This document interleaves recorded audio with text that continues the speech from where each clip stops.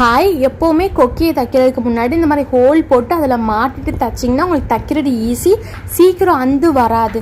இப்போ மேலாப்பில் இருக்க ஒரு துணியில் மட்டும் பெரிய ஊசி இல்லை மிஷினில் மாட்டுற ஊசியோட எண்டு வந்து கொஞ்சம் கனமாக இருக்குமா, அதை வச்சு ஓட்டை போடணும்.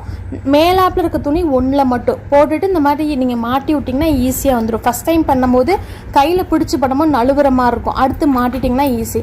அப்புறம் எப்பயும் போல் 2 ரவுண்ட் இருக்குமா, ஃபஸ்ட்டு ரவுண்டில் ஒரு 3லேருந்து 4 தடவை தைக்க போகிறீங்க. அதே மாதிரி 2வது தடவை இந்த போடுற தையல் எல்லாமே பின்பக்கம் நமக்கு தெரியக்கூடாது, மேலாப்பில் இருக்க துணியில் மட்டும் குத்தி இந்த மாதிரி போட்டுக்கணும். அதுக்கப்புறம் அப்படி மேலே இருக்க இடத்துலையும் ஒரு 3 தடவை இந்த மாதிரி தைச்சிட்டு நாட் போட்டுட்டிங்கன்னா போதும், ஈஸி.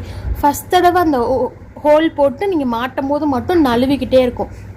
அது மாதிரி ரொம்ப உள்ள ஆழமாக நிறையா துணி வச்சு நீங்கள் ஹோல் போட்டு மாட்டினீங்கனாலும் உள்ளே கொடுக்க முடியாது. அதனால் நீங்கள் பண்ண ஈஸி.